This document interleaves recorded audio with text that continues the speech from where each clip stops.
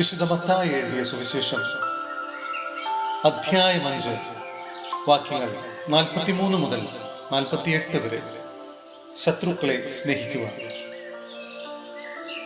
അയൽക്കാരനെ സ്നേഹിക്കുക, ശത്രുവിനെ ദ്വേഷിക്കുക എന്ന് പറഞ്ഞിട്ടുള്ളത് നിങ്ങൾ കേട്ടിട്ടുണ്ടല്ലോ. എന്നാൽ ഞാൻ നിങ്ങളോട് പറയുന്നു, ശത്രുക്കളെ സ്നേഹിക്കുവിൻ, നിങ്ങളെ പീഡിപ്പിക്കുന്നവർക്ക് വേണ്ടി പ്രാർത്ഥിക്കുവിൻ. അങ്ങനെ നിങ്ങൾ നിങ്ങളുടെ സ്വർഗസ്ഥനായ പിതാവിന്റെ മക്കളായിത്തീരും. അവിടുന്ന് ശിഷ്ടരുടെയും ദുഷ്ടരുടെയും മേൽ സൂര്യനെ ഉദിപ്പിക്കുകയും നീതിമാന്മാരുടെയും നീതിരഹിതരുടെയും മേൽ മഴ പെയ്യ്ക്കുകയും ചെയ്യുന്നു.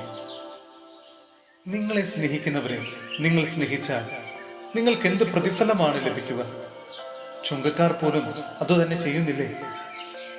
സഹോദരങ്ങളെ മാത്രമേ നിങ്ങൾ അഭിവാദനം ചെയ്യുന്നുള്ളൂവെങ്കിൽ വിശേഷ വിധിയായി എന്താണ് നിങ്ങൾ ചെയ്യുന്നത്? വിജാതീയരും അതുതന്നെ ചെയ്യുന്നില്ലേ? അതുകൊണ്ട് നിങ്ങളുടെ സ്വർഗസ്ഥനായ പിതാവ് പരിപൂർണനായിരിക്കുന്നത് പോലെ നിങ്ങളും പരിപൂർണരായിരിക്കുവിൻ.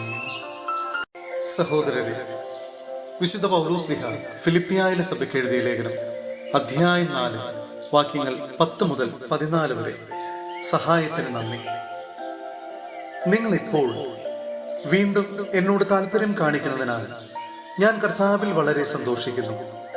ഈ താല്പര്യം നിങ്ങൾക്ക് പണ്ടും ഉണ്ടായിരുന്നതാണ്, എന്നാൽ അത് പ്രകടിപ്പിക്കാൻ അവസരമില്ലായിരുന്നല്ലോ. എനിക്ക് എന്തെങ്കിലും കുറവുള്ളത് കൊണ്ടല്ല ഞാനിത് പറയുന്നത്. കാരണം ഏതു സാഹചര്യത്തിലും സംതൃപ്തിയോടെ കഴിയാൻ ഞാൻ പഠിച്ചിട്ടുണ്ട്. താഴ്ന്ന നിലയിൽ ജീവിക്കാൻ എനിക്കറിയാം.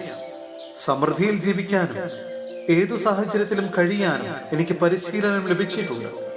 അതെ, സുഭിക്ഷത്തിലും ദുർഭിക്ഷത്തിലും സമൃദ്ധിയിലും ദാരിദ്ര്യത്തിലുമെല്ലാം എന്നെ ശക്തനാക്കുന്നവനിലൂടെ എല്ലാം ചെയ്യാൻ എനിക്ക് സാധിക്കും. എങ്കിലും എൻ്റെ ഞെരുക്കങ്ങളിൽ സൗമ്യനസത്തോടെ നിങ്ങൾ പങ്കുചേർന്നു.